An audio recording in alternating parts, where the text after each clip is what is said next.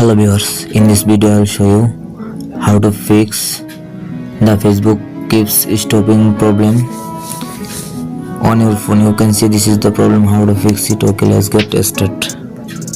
First open your phone settings and scroll down, then tap on apps option, tap on search bar, search for Facebook, then tap on Facebook and tap on force stops. Okay, scroll down, then tap on storage, tap on clear cache and clear data, delete. Okay, back, and now tap on permission option and first to last allow all permission. First calendar allow, back. Second call logs allow, back. Another camera allow, back. And contacts, location, microphone, nearby devices, notifications, phone, photos and videos, allow all permission. Okay, back to home screen.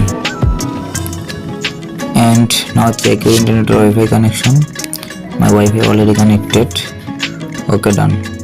Now restart your phone and reopen it in your phone. Okay, back to home screen and go to Google Play Store or App Store. Tap on search bar, search for Facebook.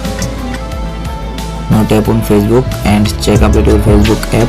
My Facebook app already updated to the latest version. Okay, now open your Facebook app and easily. I hope your problem has been solved successful. Please subscribe my YouTube channel.